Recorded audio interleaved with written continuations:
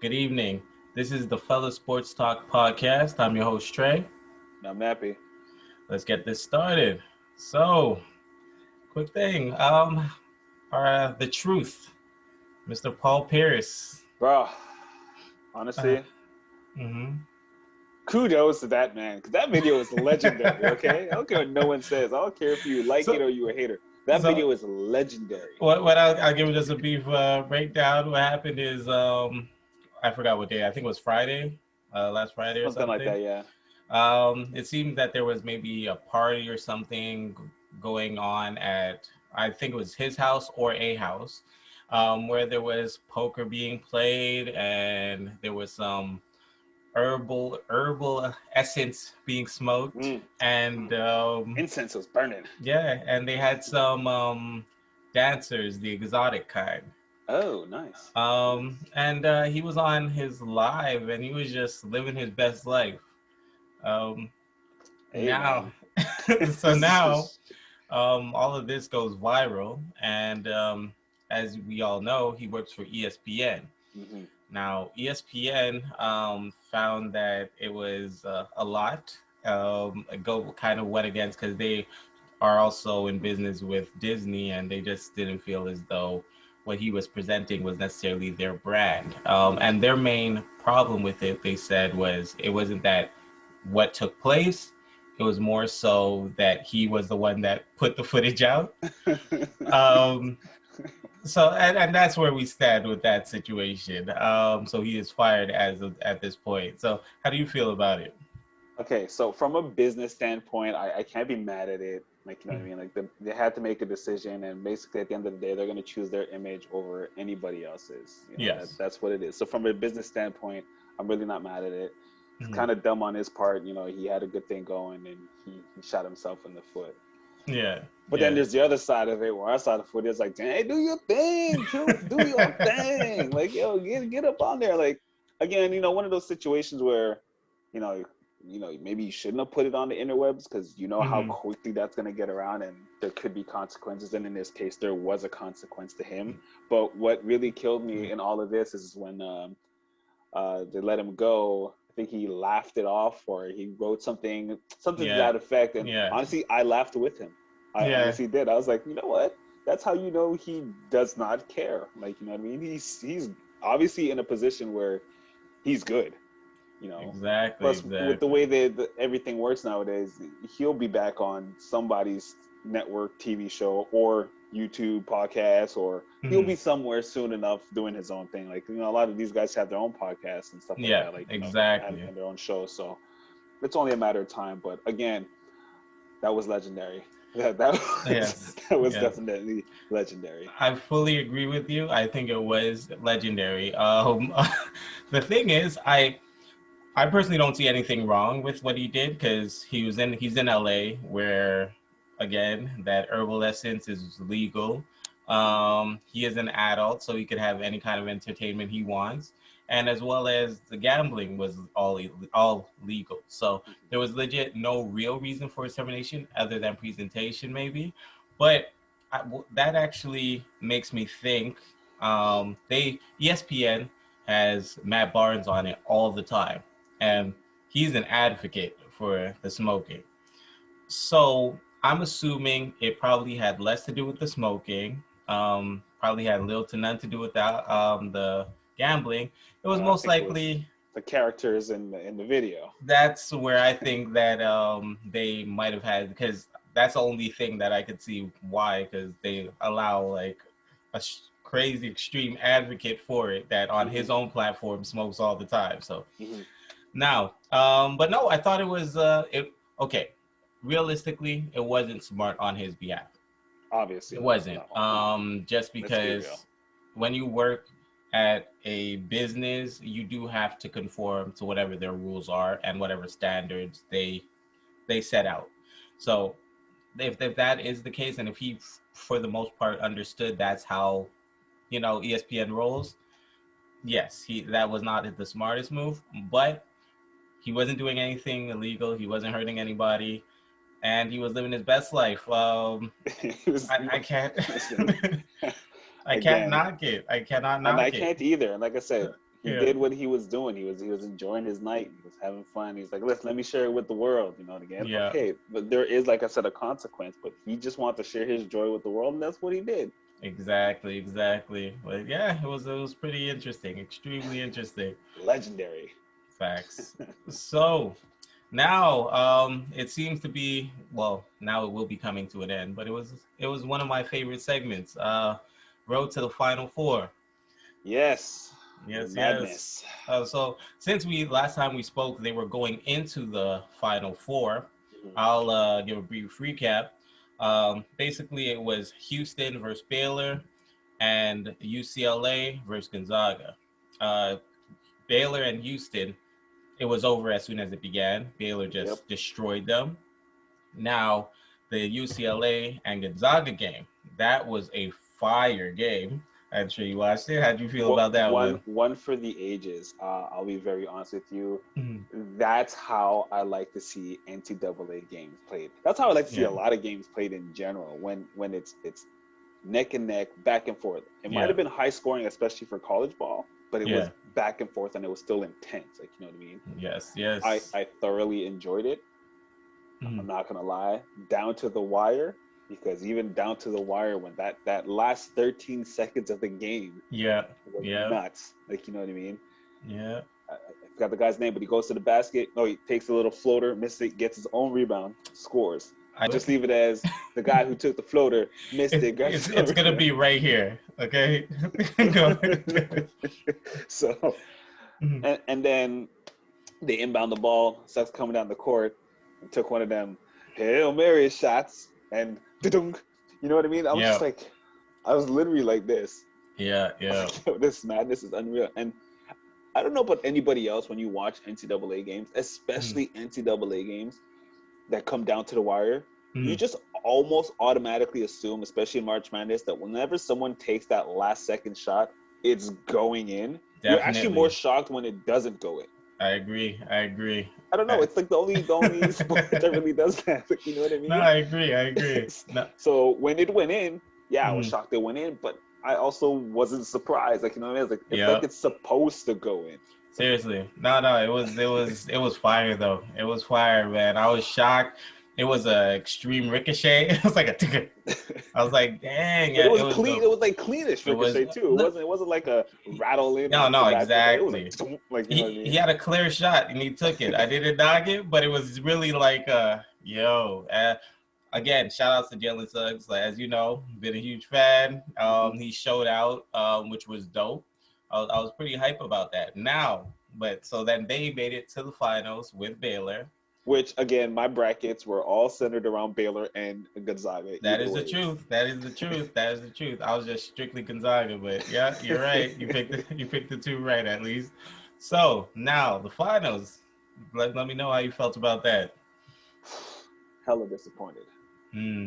Not in the end result, because naturally somebody had to win. Exactly. I was okay with either team's winning. I still had my favorites in Gonzaga. Yeah. Especially because, you know, the whole perfect season and all that stuff. But I wasn't mad with the end result. I was just disappointed in the overall game. Like, okay, so Baylor came out on fire on offense and on fire on defense. They had Gonzaga shook. Like, what is going on? Like, it almost looked like Gonzaga didn't even know what sport they were playing. Right. You know what I mean? To me, that's like, I was like, dang, Baylor's, they're real. I guess Gonzaga got to step up. Yeah. And you know how it generally works. Your mindset when you're watching these games is, first half they're down by 20, doesn't mean anything because it's the madness. Yeah. But as the game went on, even whenever Gonzaga made a push, Baylor kind of looked at him like, "Oh, you want to play?" Exactly. And pushed back on that gas pedal and just basically was just holding them down the whole time. So whole game. It kind of, for me, for finals, it kind of, I'm not gonna say it sucked, but you know what I mean. It just, I wanted the same way UCLA and Gonzaga went down, something like that. Yeah. Maybe not a carbon copy, but something like that where it would have been back and forth, or like you're talking about the max the team had a lead was 5 points. Yeah. No, definitely. Maybe even 10, and then they closed back the gap. But this was just ridiculous because even when they did close the gap, I think they got within 9 or 10. Yeah, I think 9 was the closest they got. That was it. Yeah. That was the closest they got, and then after that, it was over. It seems like even Suggs was just like the whole team was just shook, bro. Sure. Look, and what got me going is that when Baylor's two big men, I don't even want to say their names because their names, Yeah. their names. But when their two big men got into foul trouble and Gonzaga Yeah. still had their big dude on the court, in my mind, I was like, oh, this is where they're gonna make their comeback now Easy because they're gonna dominance should be. post. Yeah. Not at all. Nope. Yeah. I was like, what are you guys doing? They went once because I think the guy who was guarding was like 6'5". Yeah. Went around him, scored. I'm like, okay, see, now they're gonna take advantage of that.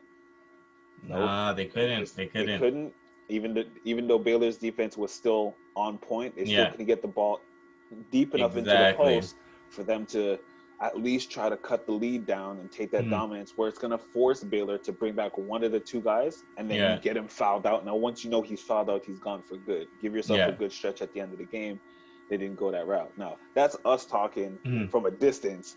We don't know what was happening on the bench and in the game time, but, you know, you would just think that when you have a big man who can dominate and you're playing a team that right now is playing small ball because their two big men are on the bench, I don't know. It just, but like I said, outside of that, like kudos to Baylor. One of my brackets had Baylor. Definitely. So, boom. But, overall, I was happy with the outcome. Either ways, just the game itself was boring. It was a little boring. I agree with you. The game definitely was extremely boring. You'd be nice saying a little. It was extremely boring. Now, since again, you pretty much said everything I was going to say. So I would actually take another approach because I think people underestimate how much of a mental toll like close games and game winners have on a team. I think that Gonzaga was just drained mentally after that UCLA game. And I think it showed as soon as they stepped on the court. They were just not prepared, not ready. That win against UCLA mentally made them feel like they won the championship already. And they totally got destroyed. Secondly, again, Jalen Suggs fan, but I think Jalen Suggs was kind of had the same Steph Curry mindset where there's so much incorporated in a team aspect. They don't know how to take over a game, or they're not willing to take over a game. They prefer for the whole team to win or the whole team to lose. I think Jalen Suggs could have been more aggressive. He should have just been, whether you win or lose, it should have been on his shoulders. I know, just kept shooting. He didn't take enough shots. And he did have foul trouble in the beginning of the game. No, definitely. So. But by the second half, he only had like 2 fouls to start off. Yeah. So you had. I don't even think he picked up another one after. Yeah, it's like a clean slate at that point. So it's honestly, he could have been more aggressive. But even by aggressive, I think he should have stayed out. Like they did not respect their shooters enough. They were protecting the perimeter. Don't get me wrong. Baylor had an amazing defense. I'm not knocking it. But as far as I think I might be wrong with the time, but it was only towards the end that Suggs hit like 2 threes. And those shots were there pretty much the whole night if he was willing to shoot them up. But he was ready just to, start the play, pass it off, run around. Hopefully it comes back. If it not, no, you need to take that ball and shoot. When you're, like Dick Vitale says, a prime time player, a PT peer, that needs to be your team. You need to put that on your back. So, and the same thing I find with Steph Curry. I'm a huge Steph Curry fan, but I find that he is willing to stay in a team environment rather than, whether I shoot 30 shots and hit 4, this is my team. Like, we're going to go as I go. So that was how I saw it. But so again, go ahead. Let me add to that. Do you think also the added pressure of staying undefeated played a factor in that game? So not only were they mentally drained from playing that UCLA game that took them to the wire, but there's also now you're in the finals. This is the game you can't lose because that definitely now plays a factor in your head. Do you think that could have played a factor into? I think big time. I think that they were probably, as the saying, they weren't trying to win. They were just trying not to lose. And that, again, they just weren't aggressive enough. They were not playing and that's the thing. Baylor wanted to win. They came out wanting to win this game. They felt like they were disrespected the whole season. They were like, yo, we are the best players and best team. And I don't think they were the most talented team, although their guards are sick. Yeah. Yeah, but they honestly, they were just the most experienced team, and yeah, experience says a lot, especially in college. Experience is a lot. So yeah, overall, the better team won. That's the one thing I can say. It's not like one of those games where it's just like, Nah. no. The better team definitely won, because even sure. Baylor's 2 games that they lost during the season, those were right after they had the COVID and all these other things. There was reasons behind it. Well, now I'll say there was reasons, because usually I'll put this, but they showed how they dominated. That they could have probably went undefeated themselves. So it was a dope though. The road to the Final Four was dope, as you said. The game not so much, but I was still. I kind of wanted to give up on college basketball just because of how they treat players. No, I can't do it. Can't do it. It renewed my faith this year, man. It renewed my faith, man. Even without the fans, man. It was dope. It was definitely dope. Listen, man. We'll see what next year has in store. It should be pretty interesting because a lot of those guys are going to declare for the draft. So we'll keep an eye on that and see how that goes. It's gonna be dope. So now, KD, my man, came back on Wednesday. Yes, he did. And man, he comes back 5 of 5, not missing a shot. Played 19 minutes, got 17 points in a blowout against New Orleans. Kyrie Irving goes with the monster 2-handed dunk. All right, so let's stop right there and let's talk about that, because I know a lot of these guards, right, don't like to show off their hops, and when they do, like we've said in the past, it tends to only be in the All-Star game. Yeah. Right? Yeah. Kyrie Irving took a different approach. When he was on that corner baseline, jab step and went to the hole. When I was watching it, I was expecting a fancy layup. Yeah, exactly. When he put it down, I stopped. I think I might have momentarily had a heart attack. Because I was like, ugh. Seriously. And then it started beating again. I was like, was that Kyrie Irving? Kyrie Irving, bro. Then you sent that post, and then I was just looking at it too. I'm like, yo, bro, I saw it. And I'm just like, it doesn't make any sense. That's Kyrie Irving in a game. In game, 2-hand on 2 defenders. Dude, it was serious. It was a serious dunk. But let me just, I'll get back to Kyrie, but KD now. So with him playing limited minutes, being that efficient, how do you think, I know we get into this conversation a lot, but Brooklyn, plus we're not even getting into the Brooklyn Nets show. Exactly. We're not even getting into Blake Griffin, who seems like he's just totally just brand new, rejuvenated, trying to dunk everything again, living his best life like Paul Pierce. Yep. What do you think?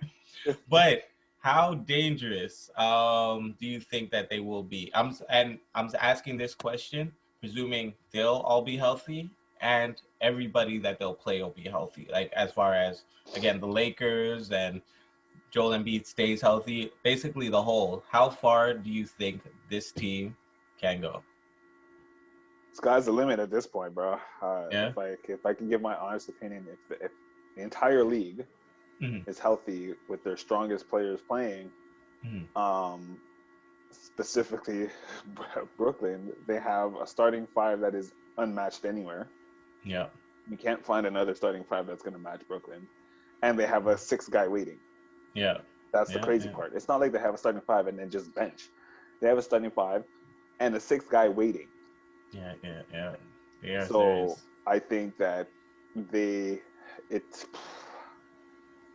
almost becomes, again, on paper, paper, and look what KD did by him and just, it's almost unfair. You know what I mean? It almost makes me, like, if they start all getting better towards the end of the season and start playing as a team and getting them games on there, and they start dogging and blowing out teams, I don't even know if I'm going to watch them. No. Just as a fact, because I literally feel like it's like someone has an Xbox or a PlayStation controller and is playing that game, if they're blowing out people, it doesn't make it fun. Like, you know what I mean? Yeah. Like, okay, so they can stop 2 guys on that squad, but they have another 4 Exactly. and a Exactly. bench. No, It's not you're like their right. bench is crap either. You know what I mean? Solid. They have a solid supporting role bench and you've seen it, because look what happened when it was just Harden and Kyrie that was running the Exactly. show. The rest of the team on the bench played their role. Yep. You know what No, I mean? you're right. I can't even say that right now so much about the Lakers, because when their 2 stars are out, if they won against weaker teams. But if they played stronger teams, they didn't know what to do. Like, you know what I mean? Exactly. I can't really say that about the Lakers just yet. Like, you know, yeah, the Lakers have 3 guys, but that's just it. They have 3 guys. Again, Lakers have some good supporting cast as well, Definitely. but they're not on the same page as Brooklyn in Yeah. terms of firepower. Let's be honest. I'm not talking firepower as a team. Yeah. Yeah. So No. With Brooklyn being healthy and all teams being healthy, the East is in trouble.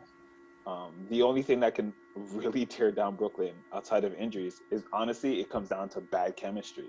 That when all 5 Exactly. of them are playing on the court, if they actually can't play together and legitimately share the ball and know that, you know, with the 5 of them on the court, if the 5 of them put up 15 points apiece, and the team does what they're supposed to do, they're solid, they're golden to be able to take down any other team. Yeah, maybe 1 or 2 players might go more than 15, but you understand what I'm saying. Yeah. No. If No. they can't live that if they can't put their egos aside to say that I'm here to do my role and my job, and if that my job now is, instead of being that guy scoring 25 points a game, I might be scoring 15 now, and then adding an extra 5 rebounds per game to my stats and 3 assists. That's what it is. I'm trying to win a championship. I'm not trying to be the man anymore. That's Yeah. the mentality some of these guys have to take, and if they don't take it, chemistry will be their downfall. No, and I agree with that.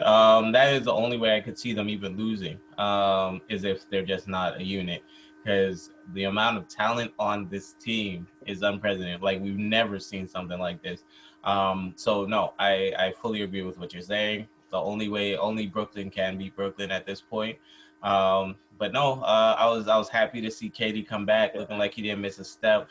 He kind of looked a little hesitant, but it was a reasonable hesitant. Like, you know, he was walking into his shot. It wasn't really, you know, like, he wasn't 100% sure, From a but he couple was, games. yeah, he was like a 97% sure still. So it was dope to see.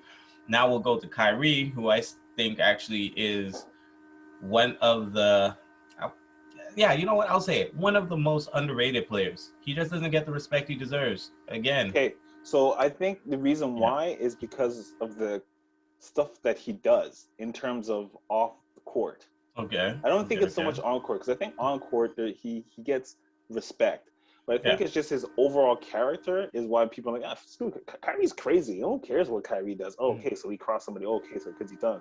Yeah. But the reality is in my opinion, anyways, I think any team in the league would be happy to pick up Kyrie Irving and let him run the show. Like, you know what I Yeah. mean?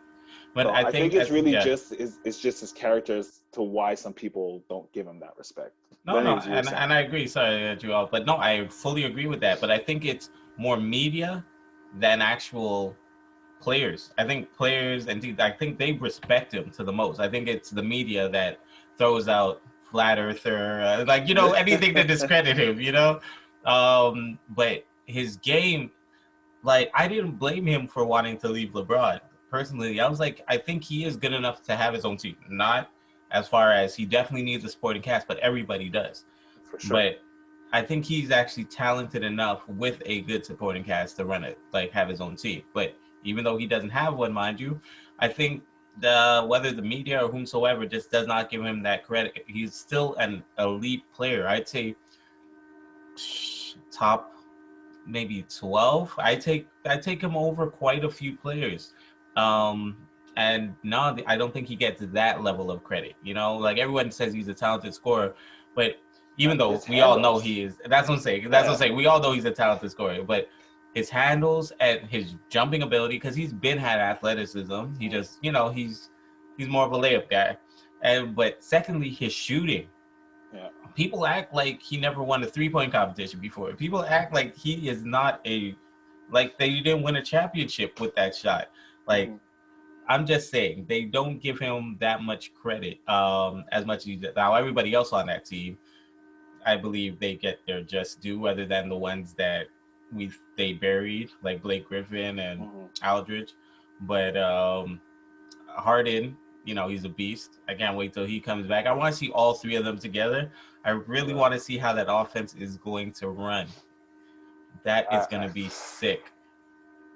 I'm dreading the day where they are all playing all together, and they have like one of those nights where just everything is on.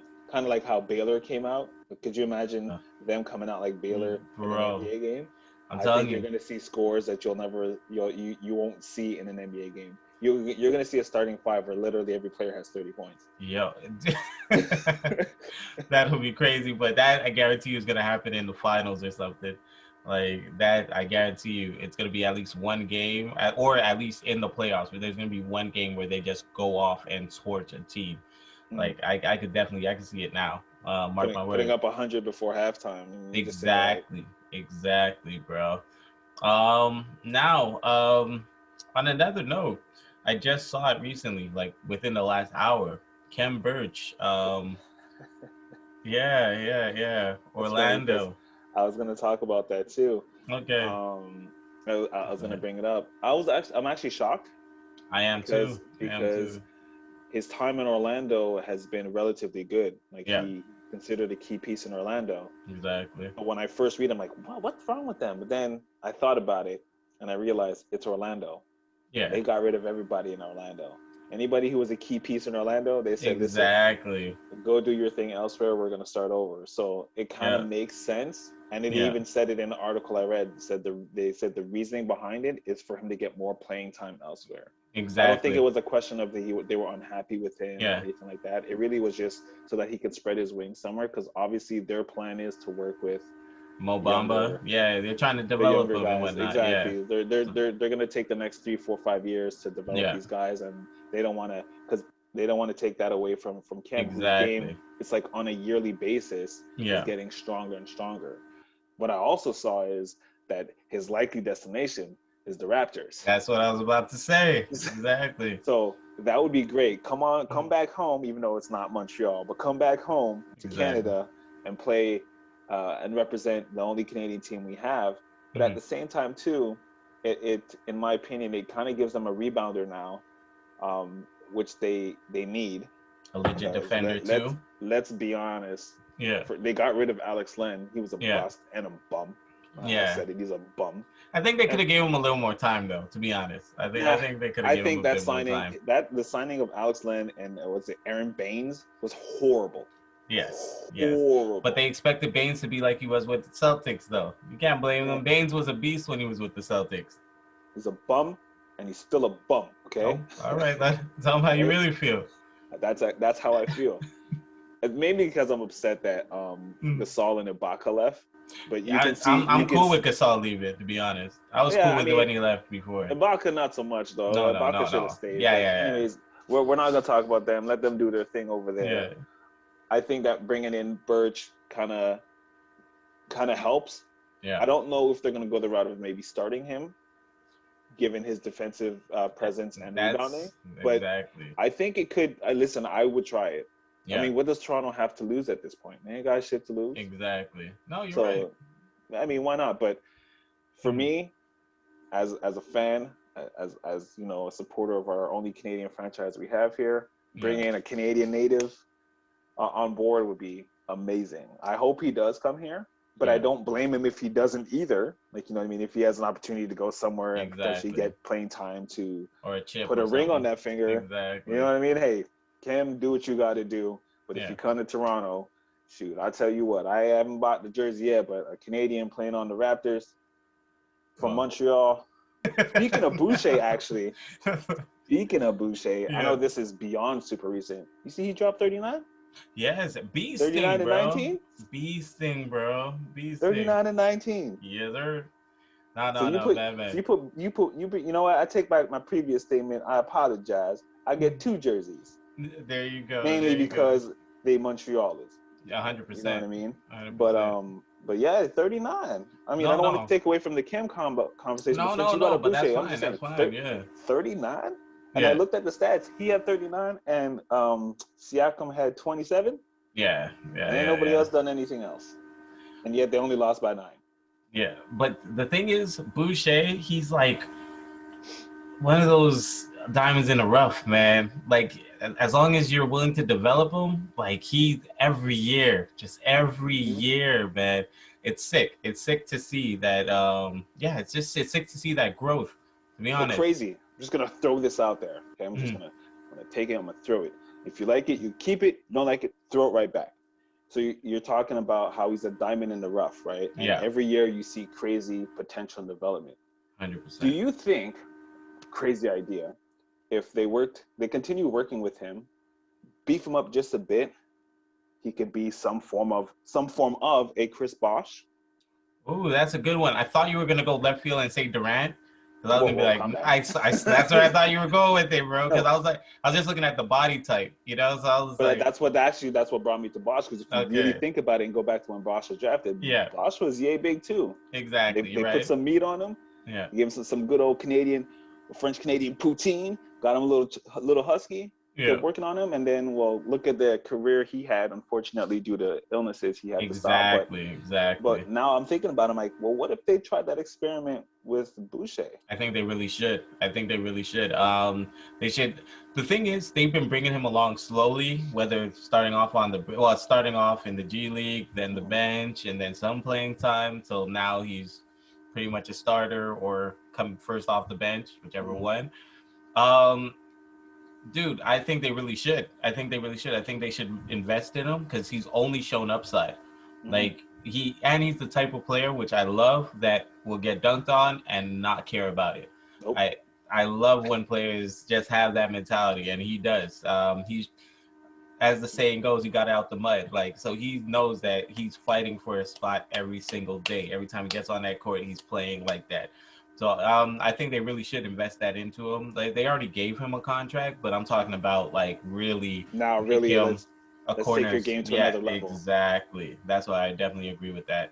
Because could you imagine if they do that and then now his scoring, because I'm not necessarily worried about his defense or his rebounding. Those are relatively consistent. But now if you take his scoring and make it a little more consistent, and you have guys, and Siakam could wake up because he's been lost since last year. Yeah. If he can wake up, and then Van Vliet, I mean, that could be a fairly decent 3 right there. Definitely. But we got to get Siakam right. Something's going on with him. I don't know what it is, but something. I think, and you've brought it up in the past. I think it was the bubble. Okay. Last year, and it kind of continued into this year because it's not like they're playing in Toronto where you get that extra energy, that confidence to play in front of your fans. Even if you're having a bad game, you know your fans got your back. You don't have that, and I felt that he feeds off that. I find he feeds off fans.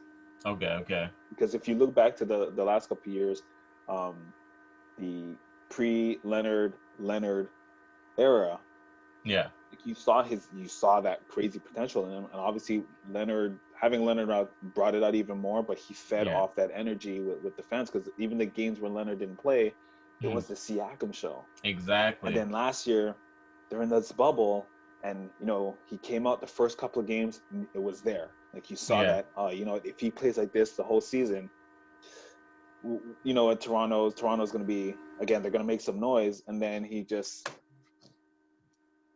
started going down. And in the playoffs, he didn't show up at all. He kind of, and I hate doing it, but it's probably the best example. He DeRozan'd out.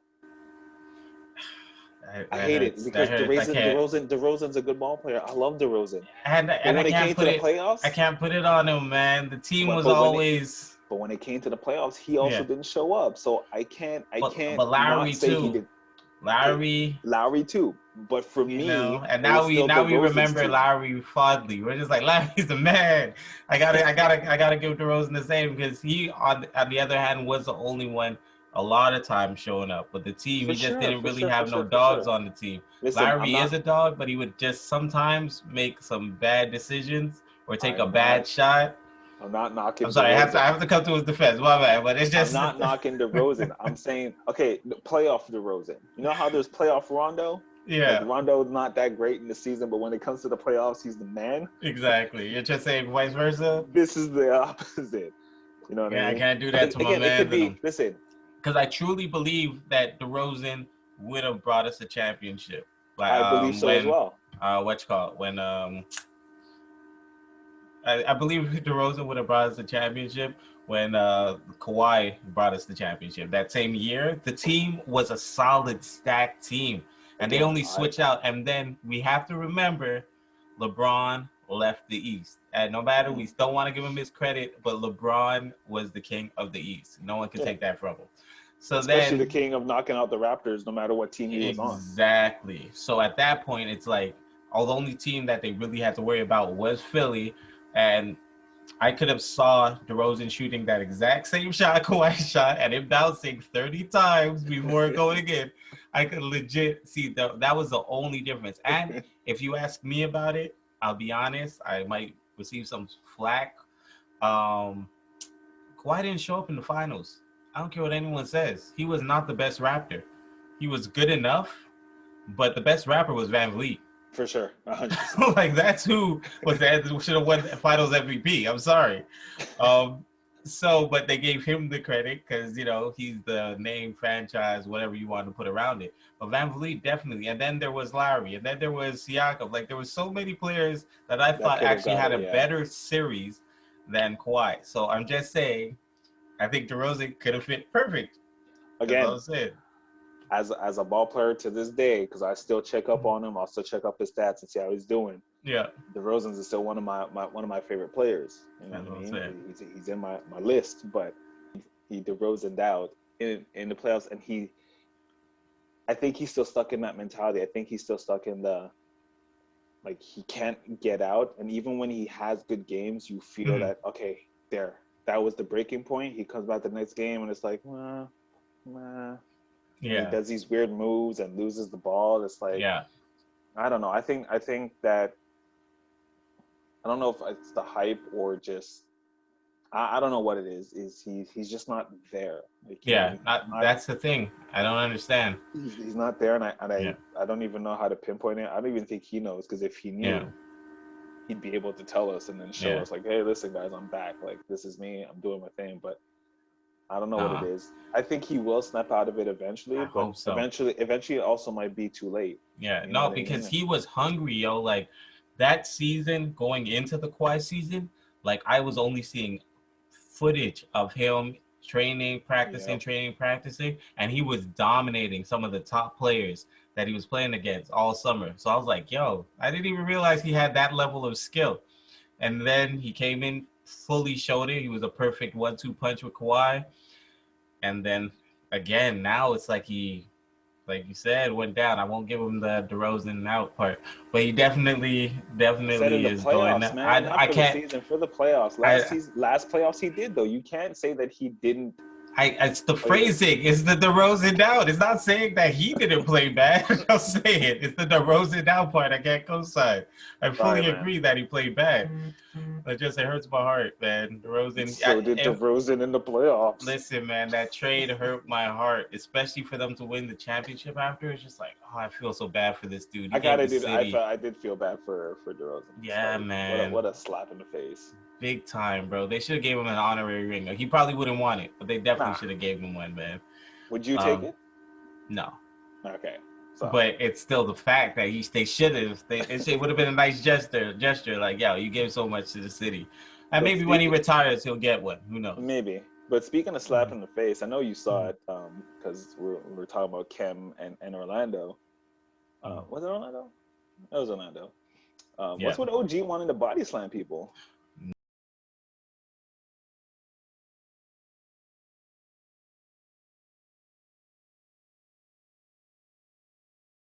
Did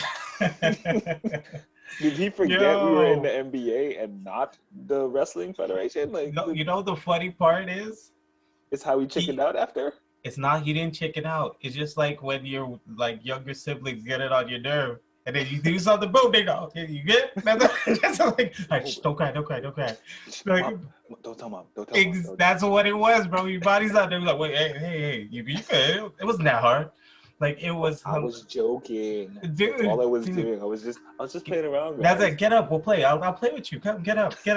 Dude, it was genius. He body slammed him, but then he realized how severe it was. He was like, hey, no, your arm got wrapped up into. Dude, it was classic. What's so ass backwards is that he didn't even he got ejected. Yeah. He didn't even get suspended. He got fined. Like, you know what I mean? But then players who came off the bench to intervene to make sure nothing happened got suspended.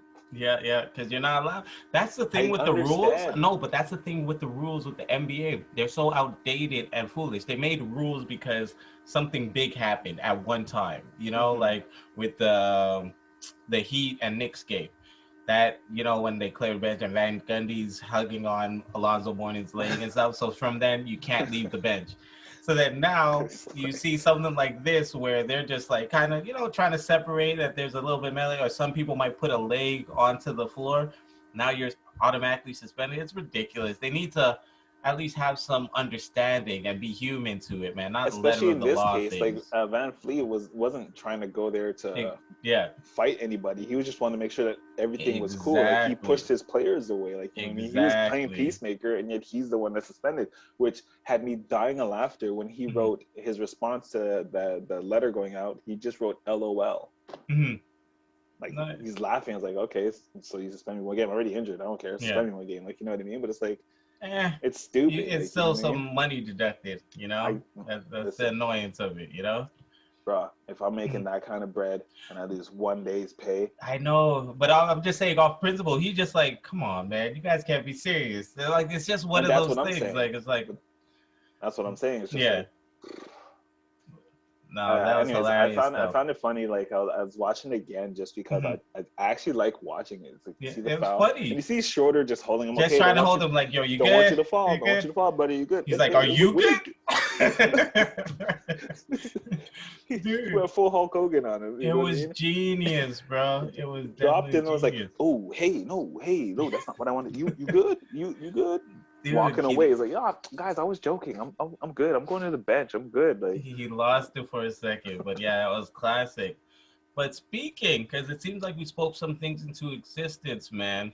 First, I'll start off with Isiah Thomas getting signed to New Orleans. I actually didn't see that. He did? Yeah. He already had his first game. He had a pretty good game. Scored 8 points, but it was like, really, he looked good. He looked like his hip wasn't bothering him. He actually looked like old Isiah Thomas, which was dope. So yeah, I think they should thank us for that. And guess the next person that got signed to Clippers, Demarcus Cousins. Boogie. Yeah, that I saw. Boogie. I'm telling you, man, we brought these people back. I have a question for you because I didn't check. Maybe you might know. Isiah, he signed for the rest of the season or on a 10-day contract?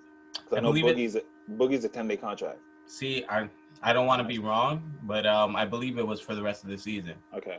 Yeah, I believe it's for the rest of the season. It brings me to my next point that, yes, they signed Boogie to the Clippers to a 10-day contract. Yeah. I'm hoping within that 10 days he gets relatively good enough playing time to sign him for the rest of the season, because he's one of those guys that, yes, we understand injuries have played him the last years, but if he doesn't get hurt and he stays healthy, he is a bonus to any team. Especially to the Clippers, given who they have to face in the West. Yeah. He's a skilled player, bro. Like, you can't find a player that big, that tall, with that much skill, yo. He's a unicorn. Like, they use unicorn so freely. This guy is a unicorn, man. So no, I just, again, for both of them, just wishing the best. They both kind of had raw deals. I find Isiah Thomas more than Boogie, because Boogie could have signed a bigger deal, but he chose not to. Isiah Thomas just wasn't offered it at all. So I definitely want him to, I want both of them to actually revive their careers, man, and get back to it. But no, it's some pretty crazy stuff in the NBA, man. Earlier on this week in baseball, it's just funny because it's more about the flexing after the show off, the showboating after a situation. So what had happened was um, shoot, I forget his name. It was a ball player on the Cardinals who got hit by a pitch. Okay. Didn't Yeah. like it. Nobody likes getting hit by a pitch. I can tell you it's one of the Exactly. worst things. That Yeah. sucks, but whatever. Picks up the ball and goes asks him, "Do you want the ball back?" Which, I mean, baseball 101, you don't do that. It's like, Exactly. now you're just being a dick. But whatever. Walk it off, shove it off. Goes to first. Plays happen, ends up at third. Wild pitch. He comes home. He steals. Now, when he steals, he slides, and the pitcher's there. He's safe. As he gets up, he flexes on the pitcher. Mm-hmm. You know what I mean? So to me, it's a lot. Yeah. I get it, Yeah. but like, it's a lot, especially in baseball, because baseball is one of those sports like, oh, you gonna Old flex on school me? mentality. Oh, you Old gonna flex school on me? Cool. mentality. Yeah. I got the next guy who comes up at bat, just Exactly. getting it right in the chest, right in the ribs. Like, you know what I Yeah. mean? That's really how it is. Like, you know Yeah. what I mean? So I was thinking about it. I was like, it's crazy, especially in baseball. Like, flexing on your opponent is really like a no-no. Like, you really don't do that.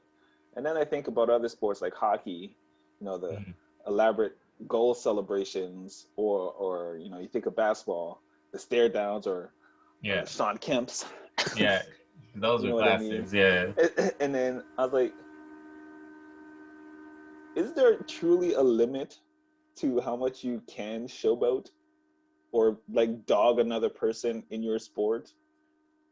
I think Like, there's an is there, unspoken limit. There's you know what definitely I an mean? Like, is there unspoken really, limit. because I'm looking at that play and I understand why he did it in Yeah. baseball. Like, I understand why he did it, but did he truly break the barrier to clear the benches? Like, you know what I mean? Like, Yeah. I don't think it was bench clearing. I don't even think it was being the next guy or being him when Yeah. he comes up to bat. Like, you know Yeah. what I mean? It's still a no-no, but I don't think it was like It's Jose all Bautista it's throwing the bat yeah. the other end of the world when he hit that jack. Like, Yeah. that's extreme. Like, you know what That I was mean? extreme, but even that I didn't think was the craziest thing. But Like, again, I understood why he did it. yeah, that's what It's I'm saying. emotion. Emotion and adrenaline always gets the best of you. I don't care Yeah. what sport you play. When you do something that's Yeah, exactly. No, a game yeah. stopper, a show stopper, like, you let Yeah. out. Football players do it Exactly. all the time. Like, you know what I mean? Everybody, you do a crazy dunk, you scream out, yeah, I feel I you. mean, and I might scream out after dunking, and it's not necessary. Listen, if I'm in your direction of screaming, Yeah. for the most part, anyways, for me, I'm not directing my scream at you. That's just Yeah. the energy, like, you know what I mean? Yeah, but then some sometimes people you take it. sometimes you are screaming at the person though. Yeah, Like sometimes, especially if they trash talking the whole time, and trash I catch you, talking, or and if I they catch foul you. you, or something, you gotta just like, bro, you can't stop me. Yeah, so Yeah. bottom line, I was like, man, is there like, where's the true limit to showing out? I think physical. I think everything is depending on which sport you're talking about. Mm-hmm. Like, so basketball, I think the limit is like when LeBron, even though it wasn't like a highlight, but it was just during the play where LeBron tried stepping over Draymond Green and then Draymond Green hit him in the nuts. In basketball, you don't step over it, especially since Ty Lue. Only Allen Everyone Iverson could do that. But that's what I'm saying. That set the tone for you ain't gonna do that to me. So that's one of those things. Like, so basketball is one of those step over. That's the line. Like, even the screaming and stuff, people let that slide. But if I'm on the floor and you try to walk over me in basketball, that's the line. With baseball, again, baseball is one of those sports that, like I said, old school, man. If Really old school. you scream, if you point your pitch, you call your pitch. I mean, if you flip your bat, if you look at someone too long, like, they do not care, bro. They'll be like, yo, I'll hit every player on your team. Like, baseball is one of those sports where their line, I find, is a lot different from other sports, where they're really on that respect tip. So I think every sport has a line. I just think some are closer than others. How do you feel about that? The limits. I mean, it really truly does become sports based. Yeah. I could tell you that from a baseball standpoint, like, and even to this day, I play with that old school mentality. There's like, my tolerance is literally this big. There you go. For people and their stupidities. Again, but that's me. It might not be someone else, but it's because it happened like a year and a half ago against another team sitting there Mhm. talking mad smack. Mhm. They upset me. They awoke the sleeping giant. They It's like, upset me. they awoke the sleeping giant. And although and this was in softball, although I don't pitch in softball, Mhm. as soon as I came off the bat, I quickly shut them up. That ball went flying, Mhm. and I stared them all down. I told them keep talking and see what else is gonna happen. They're like, "Oh, Dad, Mhm. calm down, calm down." I'm like, "No, you guys want to talk? Let's talk." So that's where the limit is. Whereas in Yeah. basketball, it's a little different for me. It's just I'm kind of, I can't say I'm used to it, but Yeah. people will always talk smack. But Exactly. But that's why I'm saying the lines are different, but everyone has a line in every sport. That's the thing. There's the universals you don't do, mhm. and then there's the again, like in baseball, it's like a known fact. You don't try to show up the pitcher. You know what I mean? You don't Yeah. try to call I'm liable to being you if you say something disrespectful. exactly. Matter of fact, last year, there Mhm. were some instances where I even told like our team captain and coach, I'm like, "Yo, listen, put me in, man. I just need one pitch. I'm good." Mhm. So there you go. So So that's what I'm saying. So there's again, there's always going to be a line. And the Batista, man, I was hurt about that one, man. I didn't like how his head snapped back after the punch, bro. I really did. You know what? God bless Kevin Pillar and Josh Donaldson. You know, he's going to take a punch right here, and then it's going to get. I didn't like the next step back, man. I was like, yeah. I was like, my man ran in his face. He's like, I was like, ah, man, bro, you didn't. You thought it was gonna be a pushing match, bro. Hope he was like, why I oughta. he gave him one of those knuckle sandwiches, bro. He was full, yo. After that, it was yeah. That it made me feel so bad, man, about just being a Canadian, bro. Because that's how they were trying to diss us, man. It was definitely one of the worst punches. Just he ran straight face first into the punch. It made no sense. His neck snapped back, bro. Like his hat came off. I'm pretty sure his hair just like, oh Where's the man. toupee? Exactly, yo. Hair club for men style, but classic moment in sports, bro. Yeah. Again, this is the Fellaz Sports Podcast. You can follow us on YouTube, like, share, and subscribe. Leave a comment, and we do check them, and we will reply. Leave us any ideas or anything you think you might want to hear us talk about or get our opinions on. We will check them out, and if it does make the cut, we will speak about it. Just go down there. There you go. Once again, I'm your host, Trey. And I'm nappy. We in these streets.